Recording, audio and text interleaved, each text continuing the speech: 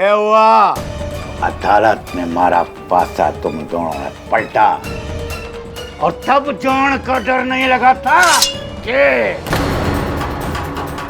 सोचा था तुम दोनों ने कि राजेंद्र टोंक का पैसा लेकर उसका काम ना करोगे। मुझे माफ कर दो राजेंद्र भाई, वो शेखावत अंकल ने हमें ज्यादा पैसे दे दिए। मैंने भी लालच में आकर टॉम साहब। मैं तुम लोगों को समझ चुका हूँ, तुम लोग काबू में आओगे धमकी से, मौत की धमकी से।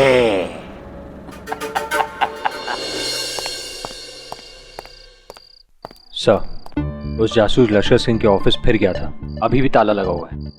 मुझे तो लगता है वो कहीं भाग गया है। लश्कर सिंह का मिलना बहुत आवश्यक है, नहीं तो प्रोसिक्यूटर देसाई पिताजी और मेरे बीच के बैर का फायदा उठाएगा, और इसमें नुकसान मेरे भाई का होगा। पर सर, 12 साल पहले आप अपने फादर के खिलाफ केस लड़े थे। वरुण, ये कहानी 12 वर्ष पूर्व उस केस की नहीं है। ये कहानी मेरे कॉलेज के दिनों से शुरू हुई थी। मेरे पिताजी इस शहर के सर्वश्रेष्ठ उद्योगपतियों में से एक थे। स्पष्ट है कि बड़ा बेटा होने के नाते वो चाहते थे कि मैं उनका उद्योग संभालूं, काम में उनका हाथ बटाऊं, किंतु मुझे वकालत करनी थी। वकील बनने के लिए सबसे पहली पैरवी मेरी माताजी ने की थी। अगर वो वकालत पढ़ना ही चाहता है तो पढ़ने दीजिए, एक दिन बहुत बड़ा वकील बनेगा तो आप ही का नाम रोशन होगा। मेरा नाम रोशन करने के लिए मुझे अपने सिवा किसी और की जरूरत नहीं है। मेरे बेटों की मोहताजगी नहीं चाहिए मुझे। मेरा नाम रोशन करेगा। इतना करोड़ों का कारोबार है हमारा, वो छोड़ के वकील खेलने के चक्कर में पड़ गए साहबजादे। खैर, अब तुम माँ बेटे ने तय कर ही लिया है तो ठीक है, बनने दो उसे वकील। वैसे भी हमारी कंपनियों में हमें अच्छे भरोसेमंद लॉयर की जरूरत तो पड़ती ही रहती है। लेकिन हाँ, उसे कह देना कि जैसे ही पढ़ाई खत्म हो वो सीधा मेरे पास आएगा और कहीं नहीं जाएगा। वादे अनुसार मैंने वकालत पूरी करने के बाद पापा की कंपनी ज्वाइन की। उनके कंपनी में वकील बन गया। सब कुछ ठीक चल रहा था। फिर एक दिन वो केस उठा जिसने हमारे रास्ते और रिश्ते दोनों को बदल कर रख दिया। कैसा केस? तुम मेरे बेटों को बेवकूफ बना सकती हो, मुझे नहीं। ये सारी मुसीबत तुम्हारी बद चलने की वजह से हुई है। अंकल, आप मेरा विश्वास कीजिए ना, मैंने अभिनव को धोखा नहीं दिया। मैं सच में किसी खुल्लर को नहीं जानती हूँ। मुझे बरखा पर विश्वास है, वो अभिनव को धोखा नहीं दे सकती है। इस घर की बहू बनने वाली है। जब घर का बेटा ही घर में नहीं रहा तो ये होने वाली बहू किस काम की? निकल जाओ यहां से। आइंदा यहां आने की हिम्मत तक मत करना। Uncle please. I said leave.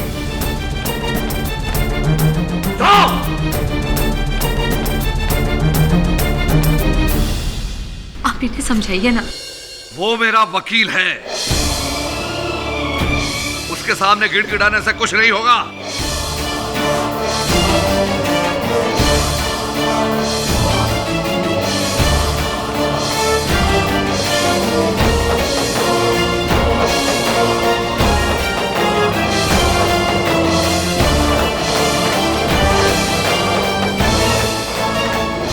निकल जाओ मेरे घर से। ये मिस्टर शेखावत का तकिया कलम बन गया। सर, आपको क्या लगता है बरखा सच बोल रही है? पता नहीं, सच बोल रही है झूठ, इसका पता लगाने का एक ही तरीका है। मिस्टर खुल्लर के बंगले पे जा और वहां देख कि बरखा के वहां होने की कोई निशानी मिलती है या नहीं। Right sir. क्या काम से? जी, मेरा नाम वरुण है। केडी पाठक असिस्टेंट हूँ मैं, उन्होंने ही मुझे यहाँ भेजा है। शेखावत के बेटे? जी हाँ। यहाँ एक सिक्योरिटी गार्ड था, उजागर सिंह, वो नहीं दिख रहा। 2 दिन हो गए छुट्टी पे। और घर पे कोई है? कोई ना।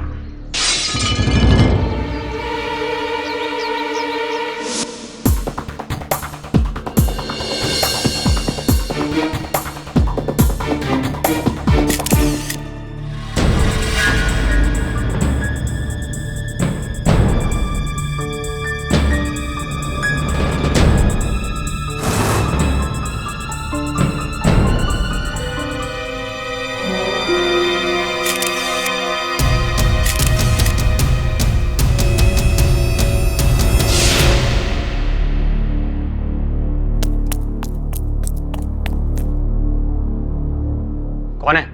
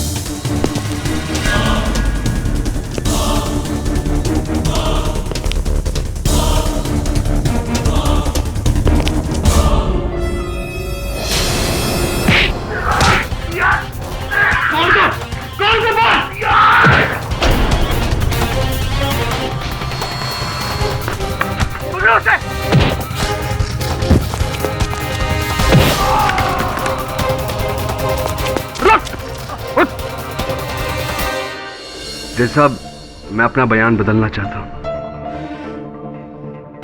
उस दिन मैंने जो कुछ भी कहा वो झूठ था। सच ये है कि उस रात अभिनव मेरे घर से 11 बजे नहीं 8 बजे ही निकला था, अपनी गन लेकर। कमिश्नर की तुम्हें जान लेकर रहूंगा। अभिनव, तुम्हारा खास दोस्त हाथ में गन लिए, आंखों में खून सवार किसी को मारने जा रहा है और तुमने कुछ नहीं किया? हाँ? जी किया। मैंने उसी वक्त मिस्टर शेखावत को फोन किया था।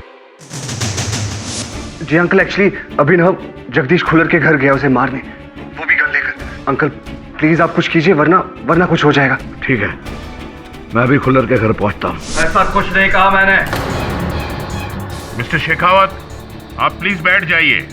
भाई राहेल, पिछली बार तो तुमने ये बताया था कि अभिनव पूरी रात तुम्हारे साथ था, वो खून कर ही नहीं सकता। मिस्टर शेखावत ने मुझे पैसे दिए थे झूठ बोलने के लिए। हाथ दिए थे पैसे मैंने, लेकिन वो सच बुलवाने के लिए, क्योंकि मुझसे पहले इस टोंक ने तुम्हें खरीद लिया था। मिस्टर शेखावत प्लीज बैठ जाइए। साहब, मिस्टर शेखावत ने मुझे पैसों का लालच देकर मुझसे झूठ बुलवाया था साहब।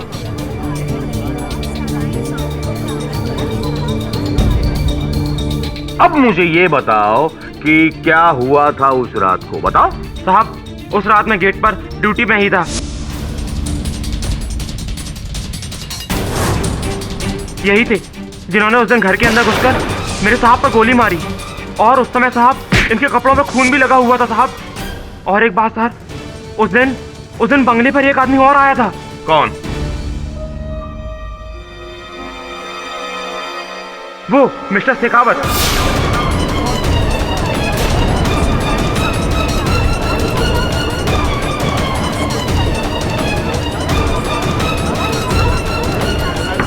Silent your honour.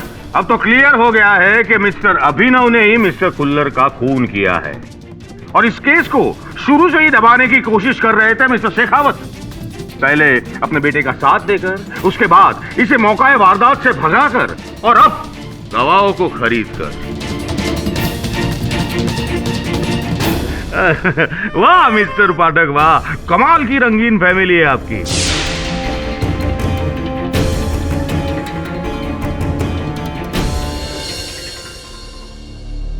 Your honour, मैं अदालत में अपना गवाह पेश करने की अनुमति चाहता हूं। अनुमति है। कृपया अदालत को अपनी पहचान दीजिए। जी, जासूस लश्कर सिंह, लश्कर सिंह जी, 8 जनवरी को मेरे मुवक्किल श्री अभिनव शेखावत आपके कार्यालय आए थे एक केस को लेकर। आए थे? जी। क्या केस था? ये चाहते थे कि मैं इनकी मंगेतर बरखा जी का पीछा करूं। इन्हें शक था कि बरखा जी का किसी के साथ चक्कर है। इस बात की खोज की आपने? जी। क्या परिणाम निकला आपके खोज का? अभिनव जी का शक सही था। बरखा जी का deputy municipal commissioner mister Khullar के साथ कुछ चल रहा था। Point to be noted your honour.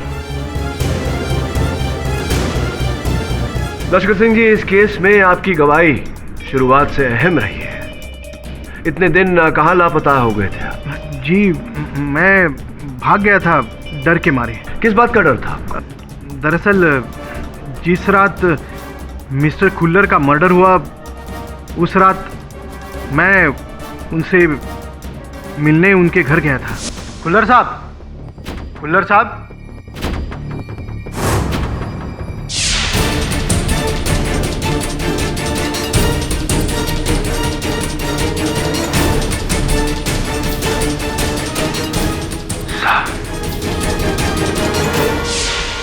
मैं वहां से इसलिए भागा था कि किसी को यह ना लगे कि मैंने ही मिस्टर खुल्लर का मर्डर किया। और क्योंकि मैं उनके घर कैमरा भूल गया था, उस दिन कैमरा लेने के लिए मैं उनके घर गया तो वहां पर मिस्टर वरुण थे। इससे पहले कि वो मुझे पकड़ते, मैंने सोचा मैं उन्हें बेहोश करके वहां से भाग जाऊंगा। लेकिन आपने अभी तक हमें ये नहीं बताया कि आप वहां गए क्यों थे? जी, उन्हें ब्लैकमेल करने। क्या है कि मेरे पास उनकी और बरखा जी की कुछ तस्वीरें थी। अगर वो अभिनव जी से मुझे ज़्यादा पैसे देंगे तो मैं वो सारी तस्वीरें मिटा दूंगा, ताकि किसी को कुछ पता ना चले। हाँ, लेकिन जब मिस्टर खुल्लर ने आपकी इस धमकी को मानने से इनकार कर दिया, तब आप भड़के, आप दोनों के बीच में हाथापाई हुई और आप ही ने उनकी नहीं सर, मैंने उन्हें नहीं मारा, कसम से। मैं तो बस उन्हें ब्लैकमेल करने वहां गया था, ऑफर देने। और यही ऑफर इससे पहले मैंने बरखा जी को भी दिया था।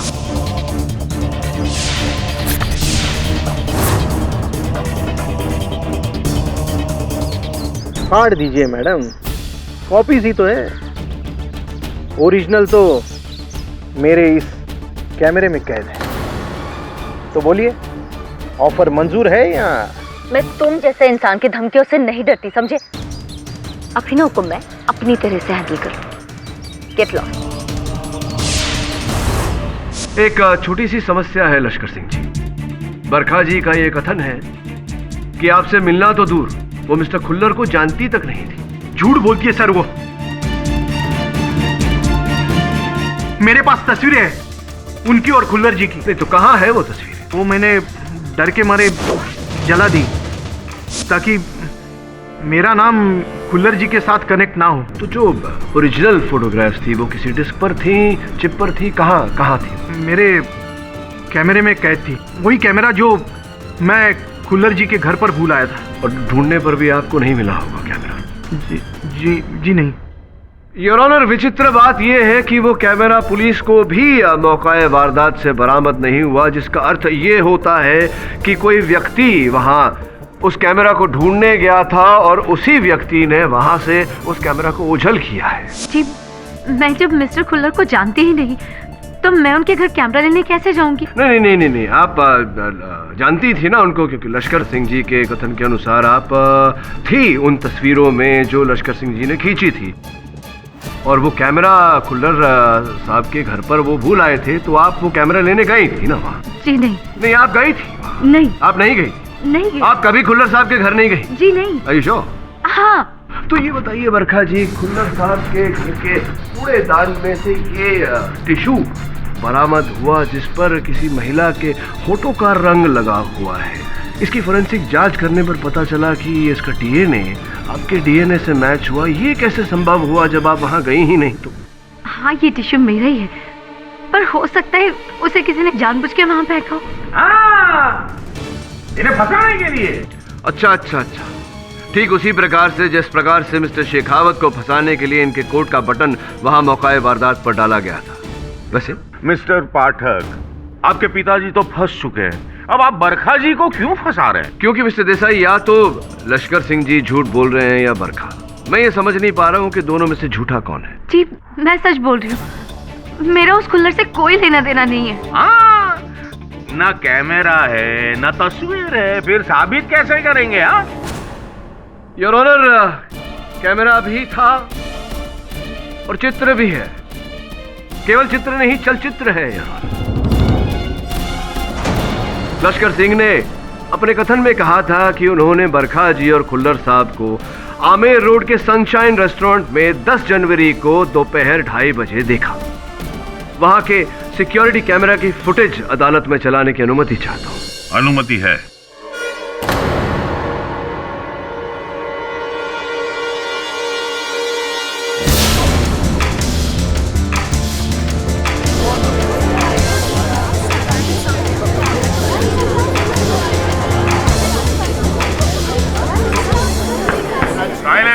हाँ तो बरखा जी, क्या आप अब भी यही कहेंगे कि आपको कोई फंसा रहा है? जी हाँ, मेरा जगदीश के साथ अफेयर था। लश्कर सिंह ने मेरे बारे में जो कुछ भी कहा वो सच है।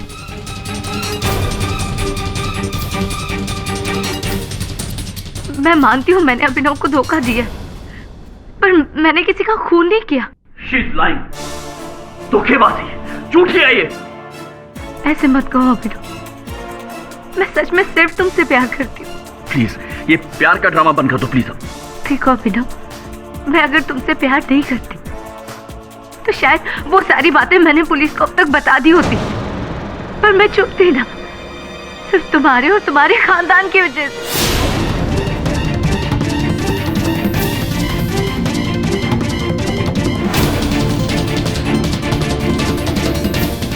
किस सच्चाई की बात कर रही है? बता दूं? हाँ हाँ हाँ हाँ, बताइए बताइए बताइए, क्या सच्चाई है बताइए। जिस रात जगदीश खुल्लर का खून हुआ था, उस रात मैं उसी के साथ थी, उसके घर पे। अभिनव, तुम? अभिनव रुको रुको, बस गोली चलाओ, गोली।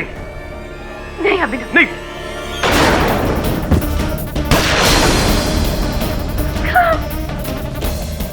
जाकर गाड़ी में बैठ जाओ, बाकी मैं संभाल लूंगा। जाओ।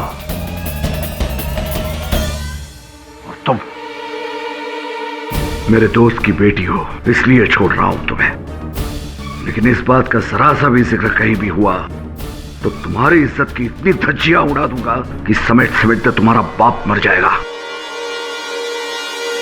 झूठ बोली है ये, ऐसा कुछ हुआ ही नहीं था भाई। She is lying.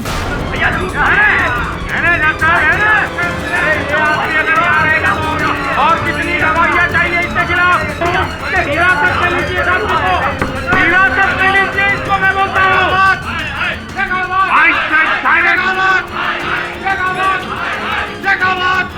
Silence in my court!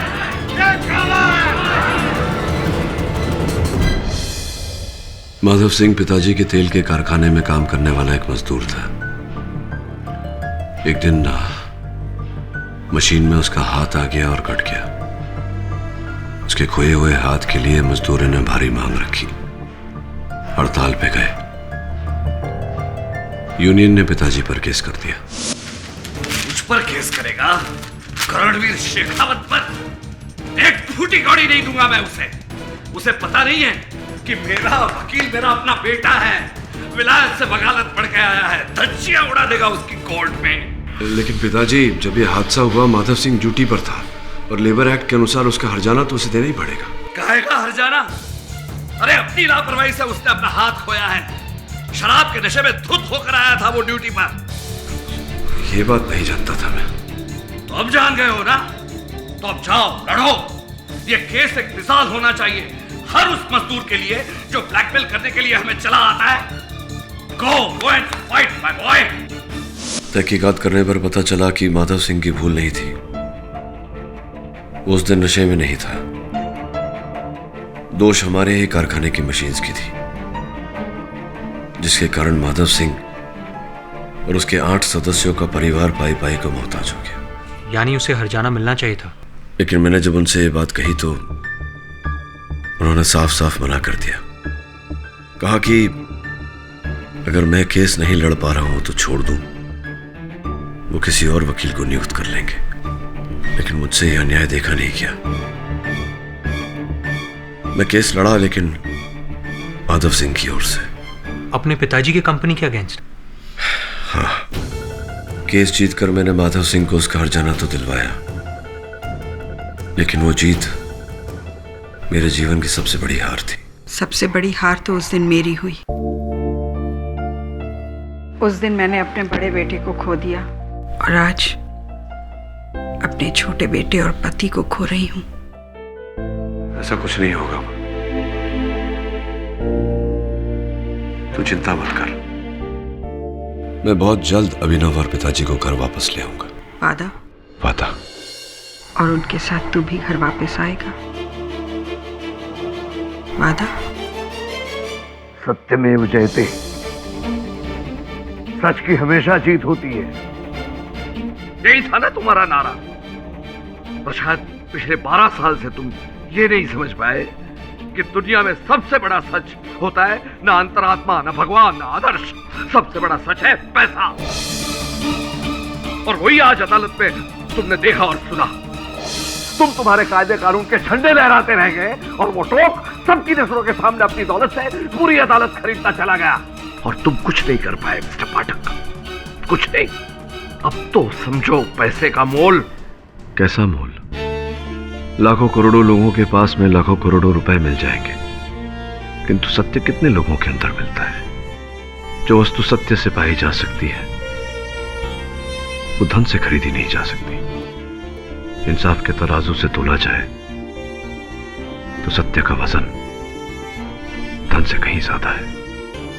ये केस मैं जीतूंगा, आपके ताकत और दौलत के बलबूते पर नहीं, अपने सत्य के आधार पर। देखेंगे आप, once and for all.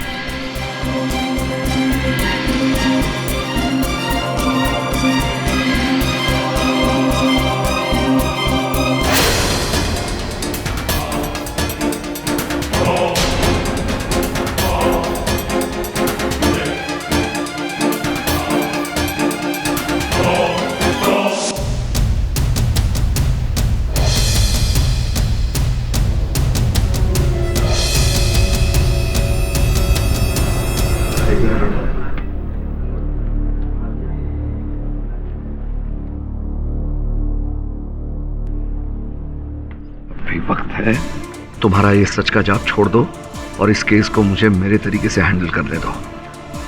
Delhi तक पहुंच है मेरी। 4 दिन के अंदर अंदर मेरी जगह पर ये टोक हिरासत में होगा। इसकी नौबत नहीं आएगी।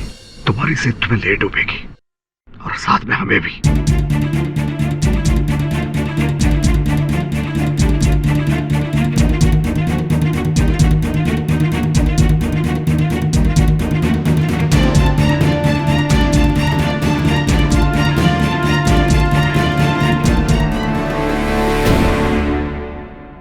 अदालत की कार्रवाई शुरू की जाए।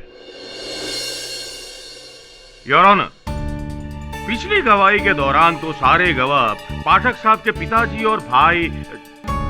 सॉरी, अभी अदालत में तो आपका कोई पिता और भाई नहीं होगा ना।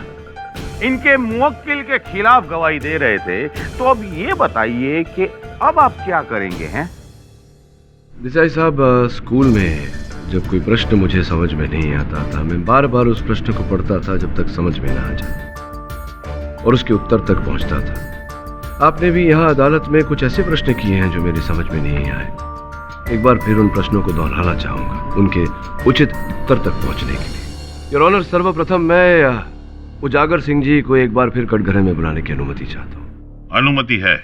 उजागर सिंह जी, आपने कहा था कि अभिनव शेखावत हत्या करके वहां से भाग रहे थे, तो आपने इन्हें रोकने का प्रयास किया और इन्होंने आपको धक्का दिया, जिसके कारण आपके हाथों में ये चोट लगी। जी। एक बार कृपया अपना बैंडेज खोलकर अपना घाव दिखाएंगे? ऑब्जेक्शन योर ऑनर, किसी का घाव खोले ना कौन सी सही बात है। इसका इस केस से कोई ताल्लुक नहीं है। योर ऑनर, मैं घाव खुरेद नहीं रहा, केवल देख रहा हूं, और इसका इस केस से ताल्लुक है। ओवररूल्ड।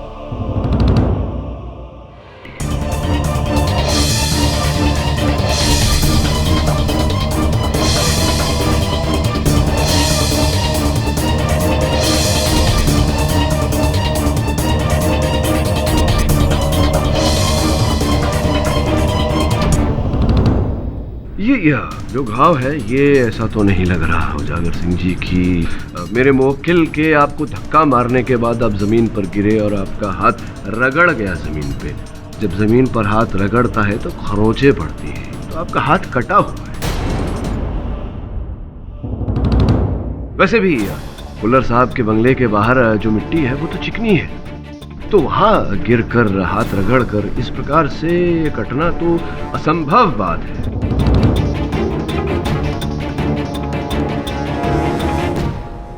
हुआ ये होगा कि प्रथम बार जो आप कह रहे थे अदालत में कि जिस समय कुल्लर साहब की हत्या हुई आप घर चले गए थे खाना खाने, तो आप जब घर गए खाना खाने, आप खाने के साथ में प्याज खाना चाहते थे। प्याज काटते वक्त आपका हाथ कटा। ये आपसे किसने कहा? आपके पड़ोसी हिम्मत लाल जी ने। वो कह रहे थे कि आप उस रात उनसे दवा और पट्टी मांगने गए थे क्योंकि आपके घर में थी नहीं। इसका अर्थ यही हुआ कि आपका हाथ आपके घर में कटा, तो जिस समय कुल्लर साहब की हत्या हुई आप अपने घर में थे। वो झूठ बोल रहा है। तो क्या आपकी पत्नी रेणुका जी भी झूठ बोल रही है? क्योंकि उनका भी यही कथन है कि जिस समय कुल्लर साहब की हत्या हुई आप ड्यूटी पर नहीं थे, आप घर गए थे खाना खाने। क्या मेरी पत्नी ने आपसे ऐसा कहा? और उन्होंने ये भी बताया हमें कि बहुत ढेर सारे रुपए आपको दिए गए थे झूठी गवाही देने के लिए, अदालत में झूठ बोलने के लिए दे गए थे ना भाई? बोलो। बार बार कह रही थी पैसा पैसा पैसा, और जब पैसा लाकर दिया मेरी पीठ में ही छुरा मार दिया। समझाया था किसी से कुछ मत कहना, अपना मुंह बंद रखना, लेकिन वो औरत मुंह बंद न रख सकी। नहीं, देखिए, दोष नहीं देंगे उस बेचारी को, उनका मुंह तो बंद ही था। आपका मुंह खुलवाने के लिए मुझे ये झूठ बोलना पड़ा। खुल गया ना आपका मुंह। चलिए अभी खुले मुंह से बता दीजिए कि किसने रुपए दिए थे आपको झूठ बोलने के लिए, मेरे मुवक्किल के विरुद्ध झूठी गवाही देकर इन्हें फंसाने के लिए किसने दिए थे रुपए?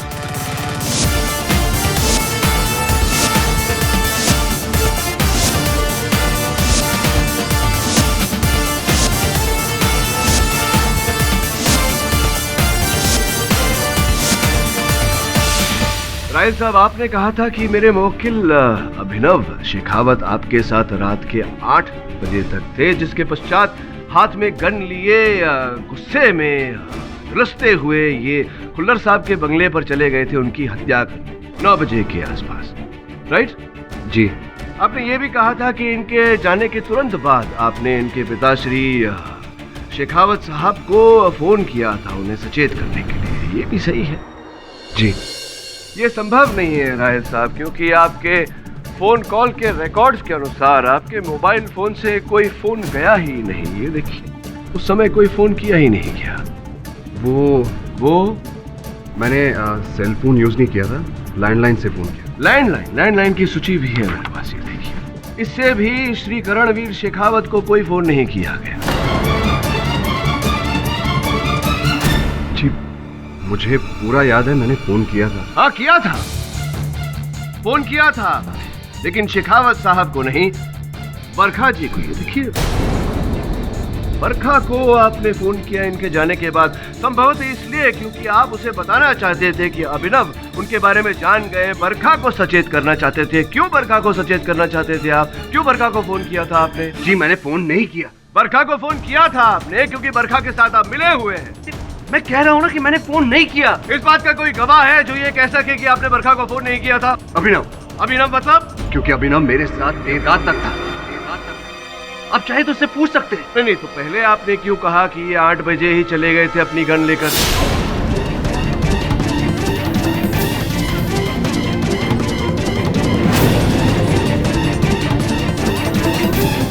मतलब पहले झूठ बोल रहे थे आप? झूठ बोल रहे थे आप? झूठ बोल रहे थे या नहीं? जी किसके कहने पर झूठ बोल रहे थे? मिस्टर टॉम,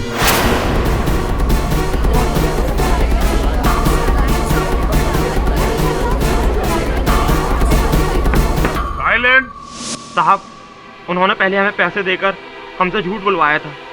कहा था कि आपसे और पुलिस से पहले हम झूठ कहें। हमारे साहब को उसी लड़के ने मारा। अदालत में छोड़ेंगे नहीं उसे, सब सच सच कहेंगे। लेकिन अदालत में आने से पहले मिस्टर शेखावत ने हमें उससे भी ज्यादा पैसे दिए थे ताकि मैं झूठ न बोलूं और अदालत में सच कहूं। उस रात अभिनव मेरे साथ शाम 7 बजे से तकरीबन रात 11 बजे तक था और मिस्टर खुल्लर की मौत 9 बजे हुई।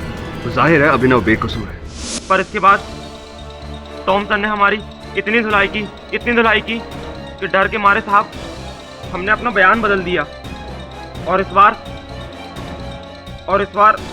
मिस्टर शेखावत को भी फंसा दिया। तो टोंग साहब, अब तो आप समझ ही गए होंगे कि सत्य की ताकत के सामने पैसों का कोई मोल नहीं। हाँ, मैंने इन दोनों से झूठा बयान दिलवाया था क्योंकि शेखावत हमारा दुश्मन है और दुश्मनों को चोट पहुंचाकर वरने करोड़ों का फायदा होता। हाँ, तो करोड़ों का और फायदा पाने के लिए आपने अपने दुश्मन के सुपुत्र को इस जाल में फंसाया, खुल्लर साहब की हत्या करके। नहीं, अगर मैं कहूं कि हत्या के समय किसी ने आपको खुल्लर साहब के बंगले में देखा था हाथ में कोल्ट पिस्टल लिए, तो क्या कहेंगे? तो मैं कहूंगा वो आदमी अंधा है। सर जी, मैं बिजनेसमैन हूँ, कोई खूनी नहीं। अच्छा, ये रुमाल फिर आपका खुल्लर साहब के सोफा के पास कैसे पाया गया? सर जी, मैं रुमाल रखता ही नहीं, ये मारा नहीं है। मिस्टर पाठक, आपके तुक्के हर बार हर किसी पे चलने वाले नहीं है। मिस्टर टोंग बेकसूर है। जानता हूँ, ये रुमाल उनका नहीं मेरा ही है, केवल आजमा रहा था। नहीं, आप इन्हें नहीं, आप हमें आजमा रहे हैं। लेकिन ये मत भूलिएगा कि आपके मुवक्किल पे से अभी तक हत्या का दोष हटा नहीं है। हट जाएगा देसाई साहब। योर ऑनर, पिछली सुनवाई में बरखा जी ने जो कथन दिया था वो मेरी समझ में नहीं आया। विस्तार से उसे समझने के लिए मैं उन्हें कटघरे में बुलाने की अनुमति चाहता हूँ। अनुमति है। योर ऑनर, मैं अदालत को याद दिलाना चाहूंगा कि पिछली सुनवाई में बरखा जी ने अदालत में यह कथन दिया था कि 9, 10 और 11 जनवरी को जब जासूस लश्कर सिंह जी ने इनकी खुल्लर साहब के साथ तस्वीरें खींची थी, उस समय ये जयपुर में ही थी। सनशाइन रेस्टोरेंट के सीसीटीवी कैमरा में जो आपके चित्र हैं खुल्लर साहब के साथ, वो आप ही थी जी। इसका अर्थ ये हुआ कि आप जयपुर में ही थी, किंतु आपने उसकी पिछली सुनवाई में कहा था कि आप जयपुर में नहीं थी। जनवरी 9, 10 और 11 तारीख को आप आगरा में थी। आपने याद है, आपको आपने फोटो दिखाई थी आगरा की, आपकी, आप आगरा में हैं, आपके मोबाइल फोन पर वो तस्वीरें थी, तो वो झूठी थी। हाँ, वो तस्वीरें झूठी थी। तो क्या राहिल खान साहब और उजागर सिंह साहब की तरह आपने भी इनके टोंक साहब के कहने पर झूठ बोला? जी नहीं, मैं मिस्टर टोंग को नहीं जानती। अच्छा, आप मिस्टर टोंग को नहीं जानती, पर आपने तो ये भी कहा था कि आप खुल्लर साहब को भी नहीं जानती। फिर आपकी जान पहचान निकली उनके साथ। देखिए, आप खामखा मुझ पे शक कर रहे हैं। बरखा जी, क्या आपने खुल्लर साहब का खून किया है? जी नहीं, मैंने किसी का खून नहीं किया है। मैं थक गई हूँ ये सब कह के। पसीना क्यों आ रहा है आपको? लीजिए, पसीना पूछ लीजिए। ये जो मैं आपसे जब मिला था, आपसे वार्तालाप हुई थी मेरी, उस समय जब मैंने आपको रुमाल दिया था, आपने दाहिने हाथ से लिया था, इस बार बाएं हाथ से लिया। पाठक साहेब, छोड़ो ने, हवे डाबो जमणो दाया बाया क्या फर्क पड़ता है? हाँ, क्या फर्क पड़ता है, लेकिन फर्क तो आपकी भाषा में पड़ा है। क्योंकि वही तभी जब वार्तालाप हुई थी हम दोनों के बीच, तो आप कुछ ऐसा कह रही थी, खून, खान, खत्म। लेकिन अब आपका उर्दू तलफ़ुज़ जो है वो बिल्कुल साफ है, खून, खत्म, खान। पाठक साहब छोड़ो ने, हवे क्या साबित क्या करना चाहते हैं आप? हाँ, छोड़िए ना, भाषा में क्या रखा है, लाइए। असली नाखून है? जी। इससे तो फर्क पड़ता है देसाई साहब, क्योंकि तभी जब ये रुमाल मैंने आपको दिया था, भाषा आपकी साफ नहीं थी, तभी आपके नाखून भी एकदम छोटे थे।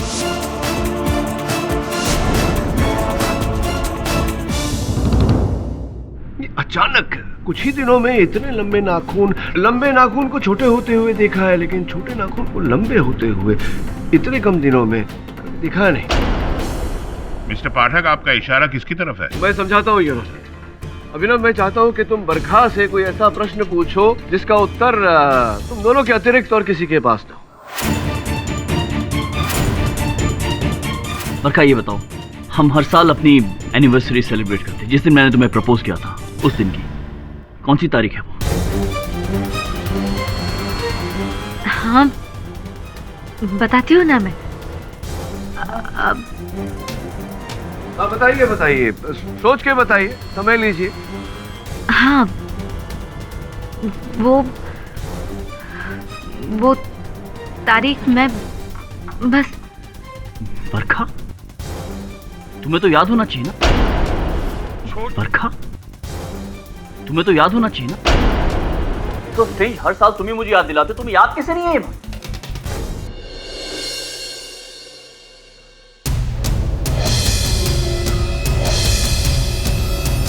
योर ऑनर, प्रपोजल की डेट मिले ना मिले, लेकिन मिस्टर के.डी. पाठक को इस केस की अगली तारीख नहीं मिलेगी, क्योंकि ये रहे कत्ल के सबूत। ये कॉल्ट 911 पिस्टल और ये टी शर्ट जिस पर खून लगा है, जो मिस्टर अभिनव शेखावत का है।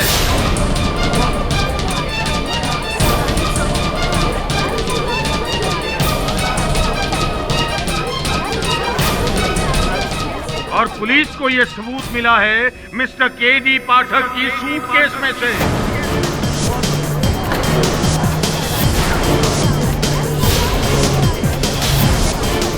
और वो सूटकेस उनको मिला है उनके पिताजी मिस्टर करणवीर शेखावत के घर से। छोटे भाई ने खून किया, बाप ने सबूत मिटाए, और बड़े भाई ने उस सबूत को छुपाने की कोशिश की। तीनों के तीनों मिले हुए योर ऑनर, केस खत्म।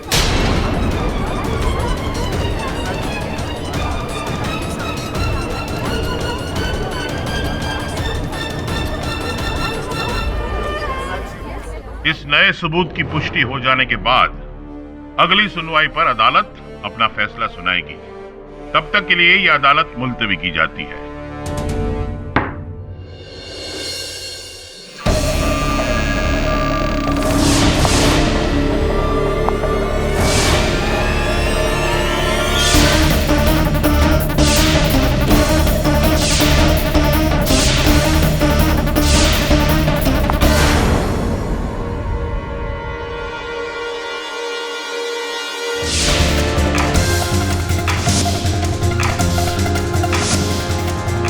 ये के.डी. पाठक को भी असलियत का अंदाजा होने लगा है।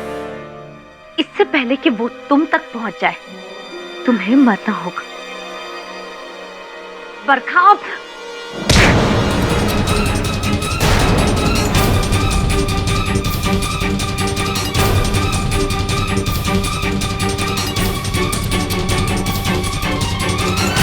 आइए इंस्पेक्टर साहब।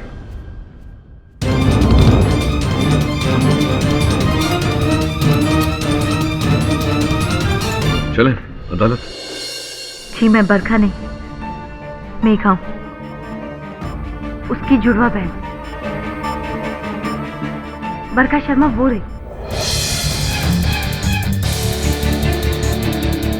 दरअसल बचपन में ही मुझे और मेघा को दो अलग अलग परिवारों ने एक ही अनाथ आश्रम से गोद लिया था। हम दोनों एक दूसरे के बारे में बिल्कुल नहीं जानते थे। जगदीश खुल्लर का अफेयर बरखा के साथ नहीं, मेरे साथ। अर्थात अभिनव और जासूस लश्कर सिंह दोनों को धोखा हुआ था। उन्होंने खुल्लर साहब के साथ बरखा को नहीं, आपको देखा था। जी हाँ, और जब लश्कर सिंह मुझे ब्लैकमेल करने के लिए वो तस्वीरें लेकर मेरे पास आया, तब अनजाने में उससे मुझे पता चला कि मेरी कोई हमशक्ल भी है। फिर अभिनव की शक के बिना पर मैंने उसे फंसाने का प्लान किया। तो ये बताइए कि खुल्लर साहब की हत्या करने के पीछे क्या कारण था? जगदीश खुल्लर के पास मेरे कुछ ऐसे एमएमएस थे जिससे वो मुझे ब्लैकमेल कर रहा था। मुझे तो उसे बहुत पहले मार देना था। फिर मैंने सोचा कि उसे ऐसा मारूंगी कि पूरा शक अभिनव पे है। इसीलिए पहले मैं अभिनव के घर गई बरखा बनकर, किसी को शक ही नहीं हो। और फिर मैंने उसके घर से वो गन चुरा ली।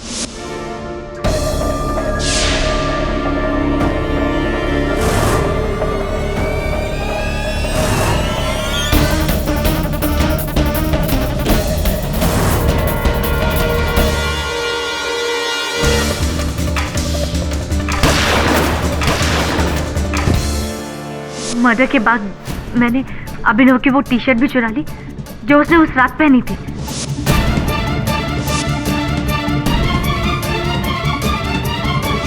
उसके बाद उसके ऊपर जगदीश खुल्लर की लाश से लिया हुआ खून भी लगा दिया। सारा काम हो गया था। फिर मैंने गन और टी शर्ट दोनों अपने पास रख लिए ताकि पुलिस का सारा शक सिर्फ अभिनव पे जाए। मैंने सोचा जब इतना सब कर ही लिया तो क्यों ना बरखा को मारकर मैं उसकी जगह ले लूं। बरखा बहुत अमीर खानदान से, और यही किया मैंने, उसे किडनैप करके।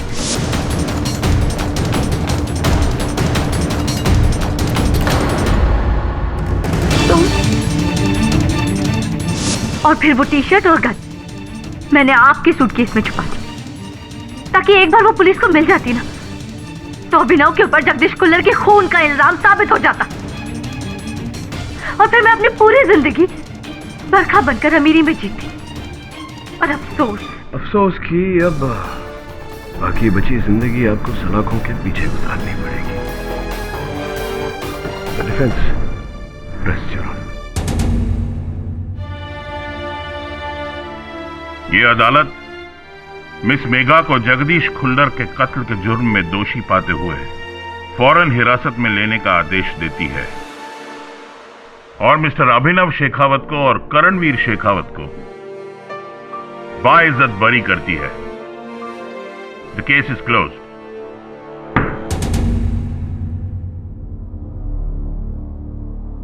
भले।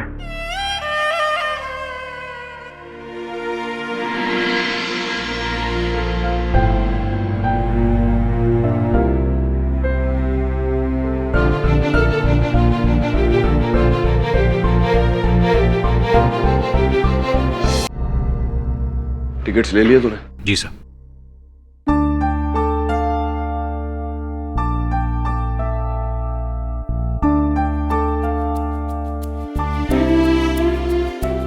Don't get emotional on me, okay?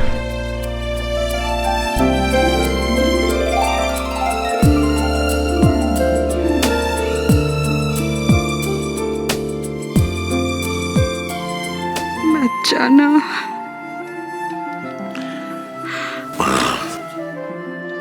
Jaipur कौन सा दूर है? इतना दूर कि 12 साल लग गए तुझे सफर तय करने में। पापा अपने कमरे में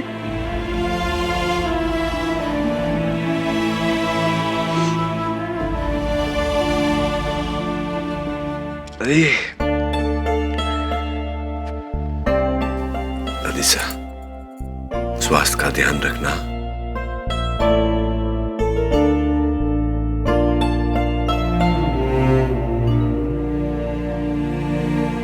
रुको।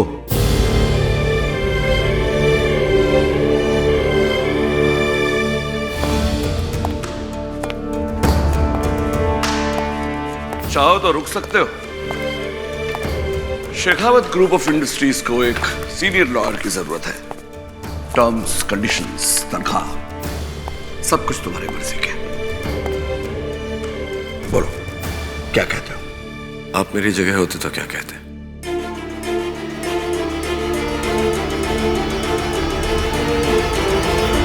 ना कह देता। जिद्दी बहुत है तुम। पिता पे गया।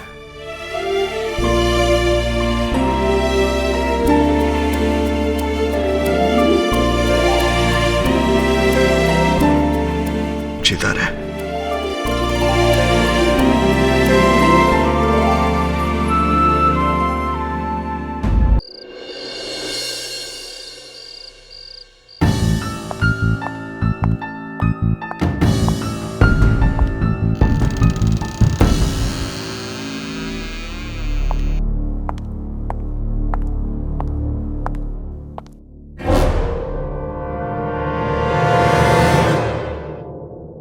पापा, दूध पी लीजिए पापा।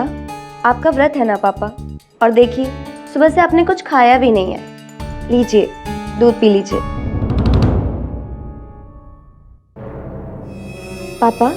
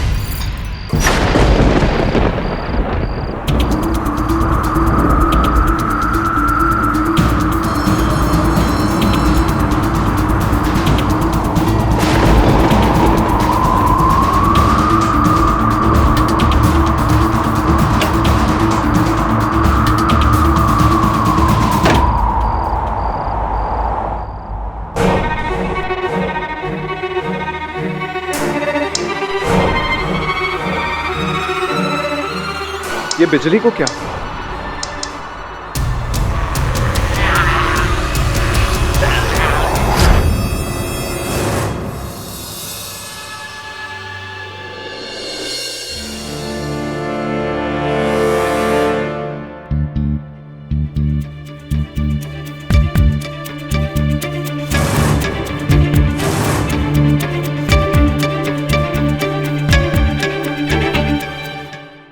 Mr. Ajit, there is no more.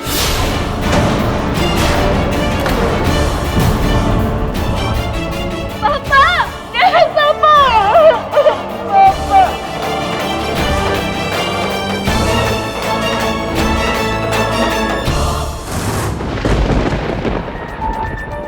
माचिस कहाँ है?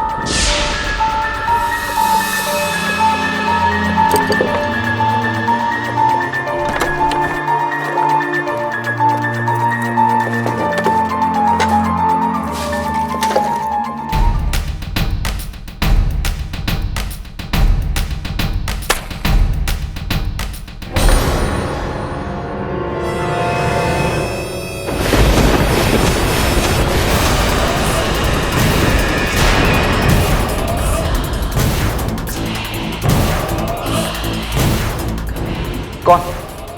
बेटा रवि। नाना जी, मुझे मार दिया गया है। मुझे उन लोगों ने मार दिया है।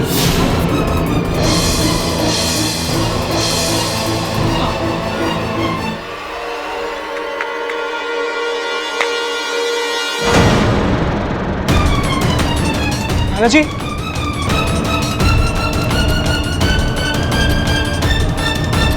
नाना जी, रवि तुम यहाँ कैसे? नाना जी मर गए। तुम्हें कैसे मालूम? नाना जी, तू यहाँ कैसे आ गया? चल निकल यहाँ से। आप ही लोगों ने नाना जी का खून किया। क्या बकवास कर रहा तू? बकवास नहीं कर रहा हूँ। सही रुकिए, मैं बात करती हूँ। रवि पापा गुजर गए। लेकिन तुम्हें ये बात कैसे पता चली? मौसी, नाना जी ने खुद मुझे बताया। क्या कह रहे हो? क्या बताया तुम्हें? नाना जी खुद मेरे घर आए थे और उन्होंने कहा कि पागल हो गया है तू, उनको मरे हुए तो 1 घंटा हो गया है। रवि, मेरी बात सुनो। रवि, पापा की मौत हार्ट अटैक से हुई है। डॉक्टर ने जांच भी कर ली है रवि, उन्हें किसी ने नहीं मारा। तो मेरी बात समझने की कोशिश करो। बाबूजी चल नहीं सकते थे, वो व्हील चेयर पे थे, पता नहीं है तुम्हें? वो सब मुझे नहीं पता, मुझे बस इतना पता है मौसी कि नाना जी मुझसे अभी अभी मिलने आए थे और उन्होंने कहा कि घर में से किसी ने उनकी हत्या की है। वो मर चुके हैं रवि, अब वो तुम्हारे पास नहीं आ सकते। आ सकते हैं, आ सकते हैं। मैंने देखा है, मैंने अपनी माँ को देखा है। जतन, ये रवि बिल्कुल ठीक कह रहा है, बाबूजी को इसने पक्का देखा है। कैसी बातें कर रही हो पुष्पा? बाबूजी की आत्मा। गॉड, अरे ये पागल हो गया, इसे घर में किसने घुसने दिया इसको? एक सेकंड प्लीज, एक सेकंड। मुझे लगता है कि रवि सही कह रहा है। अरे अब तुम्हें भी क्या बाबूजी ने आकर बताया है?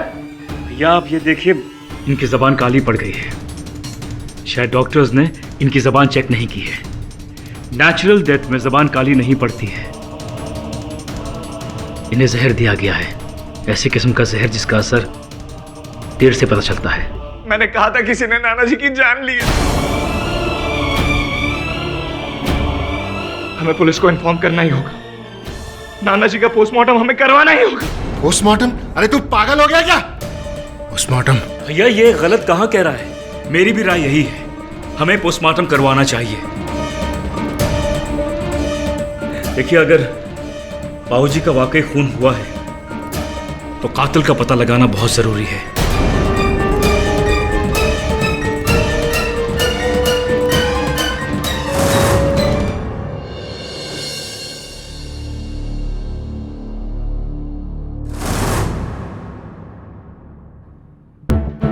I am really sorry. वैसे दीनानाथ जी ने खाने में क्या खाया था? I mean, जो आप लोगों ने नहीं खाया था। जी उन्होंने तो कुछ खाया ही नहीं था सुबह से, उनका तो व्रत था। बस वो नंदू ने प्रसाद लाके दिया था, वही खाया था। ये नंदू कौन है? फूल वाला है, हमारे घर फूल देने आता है। सर कमरे से ये प्रसाद मिला है।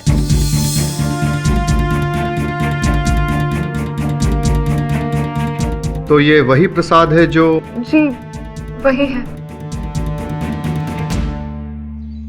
मिस्टर सतीश, आपका शक बिल्कुल सही निकला।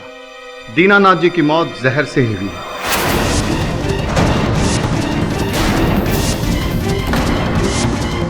और वो जहर उनके प्रसाद में था, जो कि हमें उनके कमरे से मिला। जब हमने नंदू फूल वाले से तहकीकात की तो उसने हमें बताया कि वो प्रसाद उसे रवि ने दिया। रवि?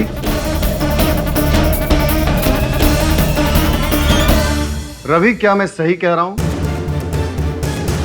जी हाँ इंस्पेक्टर साहब, नाना जी को प्रसाद मैंने ही भिजवाया था, पर उसमें जहर मैंने नहीं मिलाया। झूठ बोल रहे हैं आप, बकवास कर रहे हैं आप। आपके घर से हमें ये जहर की शीशी मिली, जिसमें अभी भी जहर बाकी है।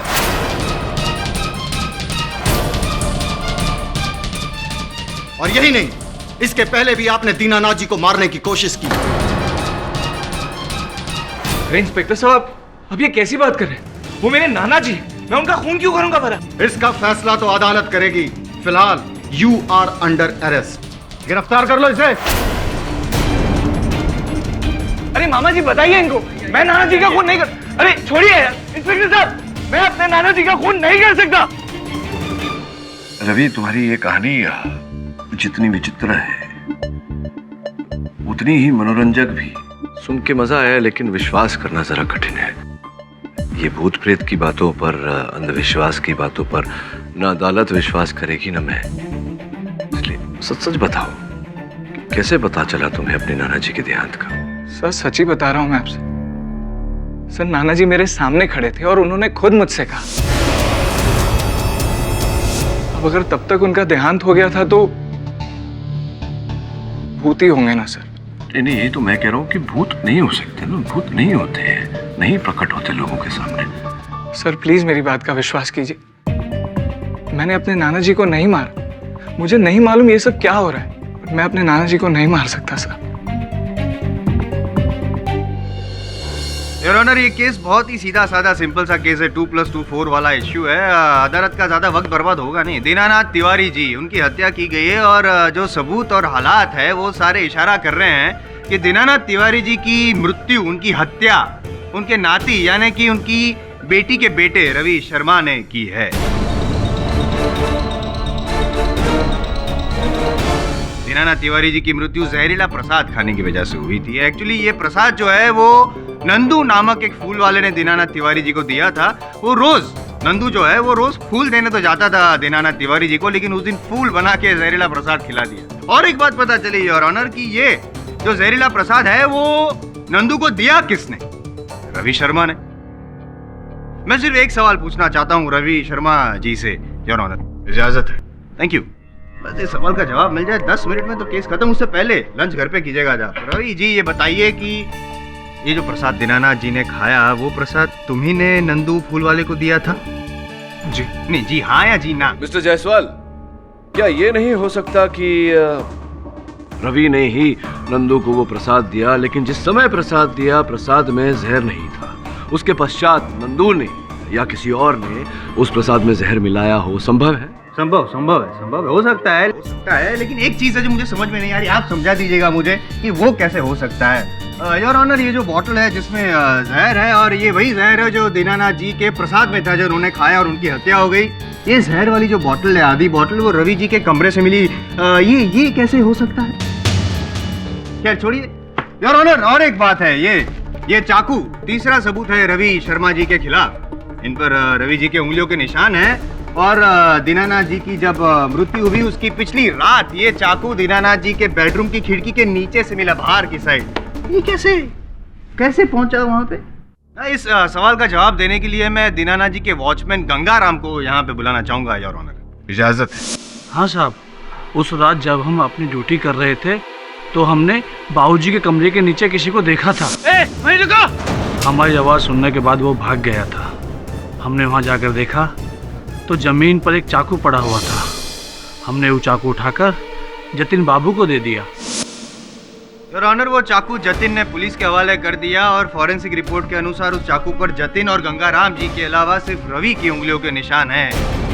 ऐसा तो केस खत्म हो चुका है, लेकिन फिर भी पाठक साहब आप कुछ पूछना चाहे तो प्लीज। पूछ ही लेता हूँ मैं, आपकी दलील को खत्म कर देता हूँ। भाई ये बताओ कि जो कह रहे हो आप, जिस व्यक्ति को भागते हुए देखा, उस व्यक्ति का चेहरा देखा था? नहीं साहब, बहुत अंधेरा था वहाँ। इसका अर्थ ये होता है कि आप विश्वास से नहीं कह सकते हैं कि वो व्यक्ति रवि ही थे।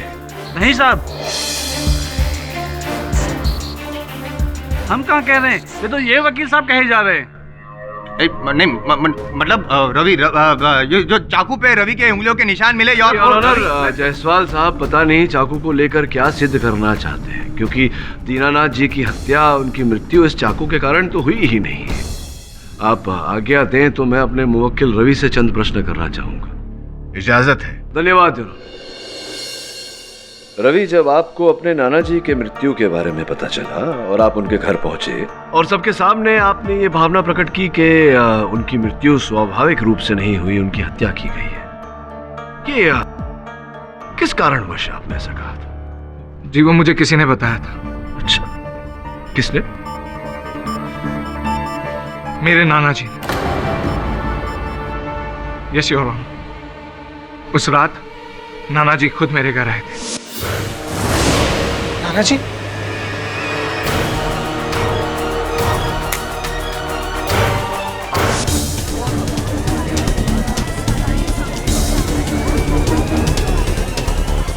भूत मतलब रवि जी भूत वाली बातें करके अदालत को, इस केस को गुमराह कर रहे हैं योर ऑनर। और पाठक साहब, आप भी क्या इतने सीनियर लॉयर हो गए हैं? अरे नहीं जायसवाल साहब, भूत प्रेत में तो मैं भी नहीं मानता। मैं केवल अदालत को ये समझाने का प्रयास कर रहा था कि रवि ने अगर यह हत्या की होती तो स्वयं उस घर में क्यों जाते और सबको क्यों बताते कि दीनानाथ जी की मृत्यु स्वाभाविक रूप से नहीं हुई, उनकी हत्या हुई। पोस्टमार्टम रिपोर्ट की मांग भी इन्होंने की थी। तो ऐसा करके अगर इन्होंने हत्या की होती तो इन्होंने तो पूरा ये जो मुसीबत है अपने सर मोड़ दिया ना। तो चुप रहते तो नहीं, चुप नहीं रहते। चुप रहने से प्लान फेल हो जाता पाठक। अच्छा, हाँ, क्योंकि योर ऑनर ये घर पे जाके जो परिवार वाले हैं दीनानाथ जी के, उन पर से किसी पे इल्जाम लगाना चाहते थे, क्योंकि पूरी परिवार से इनको नफरत थी। ये तो मैंने रोक दिया, टोक दिया, वरना रवि जी ये भी कह देते कि उनके नाना जी के भूत ने ये भी बता दिया है कि हत्यारा कौन है। और भूत वाली बात इसलिए छेड़ी क्योंकि उनको पता था कि जो पुष्पा जी है वो अंधविश्वासी है और इस भूत वाली बात पे बहुत आसानी से भरोसा कर लेगी। नहीं, आप ये कहना चाहते हैं कि रवि जी को घृणा थी उस परिवार में से किसी से, या पूरे परिवार से? पूरे इसीलिए इन्होंने ये षड्यंत्र इसीलिए अच्छा तो साबित तो करिए। हाँ नहीं, लेकिन मैं नहीं बोलूंगा, मैं बोलूंगा नहीं ये, क्योंकि मेरी बात पे विश्वास नहीं करेंगे ना आप। इसलिए योर ऑनर मैं दीनानाथ जी के जो सुपुत्र है अजीत तिवारी, उनको यहाँ पे बुलाना चाहूँ। इजाजत है। योर ऑनर, इस रवि की माँ यानी कि हमारी बहन सुधा ने एक जुआरी और आवारा किस्म के इंसान से भागकर शादी कर ली थी और इसी वजह से हमारे पिताजी ने उससे हमेशा हमेशा के लिए सारे रिश्ते नाते तोड़ दिए। कुछ समय बाद हमें यह समाचार मिला कि इसका बाप, जो कि एक गुनहगार था, अपने गुनाहों के कारण उसे जेल जाना पड़ा और इसी वजह से हमारी बहन सुधा ने सुसाइड कर लिया। और ये रवि ये समझता है कि ये सब हमारी वजह से हुआ है। Exactly your honour. बदला और लालच, ये दो चीजें काम कर रही थी रवि के दिमाग में। बदला लेने के लिए दीनानाथ जी की हत्या की और फिर उनकी हत्या के इल्जाम में परिवार वालों को फंसाना चाहा। लालच, जो जायदाद चाहिए थी, उसकी वजह से उनके घर भी पहुंच गए। That's it.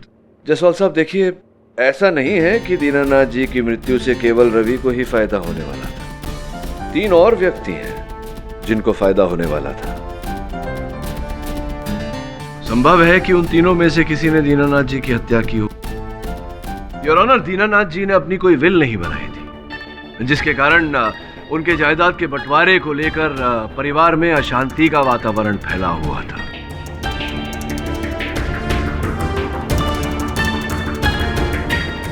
इस बात की पुष्टि के लिए मैं उनके घर के पुराने नौकर बिंदा जी को कटघरे में बुलाने की अनुमति चाहता हूँ। अनुमति है। बाबूजी और उनके बेटों में तो कभी बनती ही नहीं थी। उनके छोटे बेटे जतिन, वो तो कभी कभार उनसे बात कर लिया करते थे, लेकिन उनकी पत्नी पुष्पा और अजीत, ये दोनों उनसे लड़ते झगड़ते रहते थे। ये जो झगड़े होते थे किस बात पर होते थे? पैसों के लिए वकील साहब। धंधे के नाम पर उनसे बहुत सारे पैसे ऐंठ लिए थे इन लोगों ने। बाबूजी ने उन्हें पैसे देने से इनकार कर दिया था। एक पैसा नहीं दूंगा तुम्हें। मेरी बरसों की कमाई तुम दोनों ने अपनी अय्याशी में फूंक दी। अय्याशी नहीं, बिजनेस किया है हमने। हाँ, जानता हूं मैं क्या बिजनेस किया तुमने। अरे क्या करोगी ये पैसा बचाकर? मरने के बाद हम दोनों को ही मिलने वाला है वो पैसा। तुम दोनों नहीं, रवि का और तुम्हारी बहन सुमन का भी बराबर का हक है उस पैसे पे। एक पैसा नहीं दूंगा उन दोनों को, एक पैसा। याद रखना, ये जो बिल है वो हम दोनों के नाम कर दीजिए आप, समझ गए? मर जाऊंगा लेकिन ऐसी बिल नहीं बनाऊंगा मैं अपने जीते जी रवि और सुमन पे कोई अन्याय नहीं होने दूंगा। और अगर ज्यादा जबरदस्ती की तो पुलिस में जाके शिकायत दर्ज करवाऊंगा मैं। निकल जाओ तुम दोनों यहाँ से। भैया चलो यहाँ से। चलो तुम भी चलो। जान से मार डालूंगा मैं इस गुंडे को। मुझे धमकी देता है अपने बड़े बेटे को। भैया चलो, मैं समझाऊंगा। झूठ बोल रहा है ये नमक हराम। यही बाबूजी के कान पड़ता था। ऑर्डर मिस्टर अजीत, प्लीज अपनी जगह बैठ जाइए। योर ऑनर, सॉरी पाठक साहब, एक नौकर की बात पर कितना भरोसा किया जा सकता है? ये भी तो हो सकता है ना पाठक साहब कि रवि ने बिंदा प्रसाद जी को कुछ पैसे खिलाए हो ये सारी बातें कहने के लिए इनके खिलाफ। हो सकता है। हाँ तो हो सकता है। तो ये भी हो सकता है कि आपने अजीत जी को पैसे दिए हो मेरे मुवक्किल रवि के विरुद्ध बोलने। पाठक साहब, मुझ पे इल्जाम लगा रहे हैं आप। आपको पता है, आप जानते हैं कि मैं जानता हूँ कि आप इतने शरीफ हैं। गली गली में आपके शराफत की चर्चा है। योर ऑनर, अभी बिंदा जी ने अदालत में जो बातें कही उन्हें प्रमाणित करने के लिए मेरे पास सबल साक्ष्य भी है।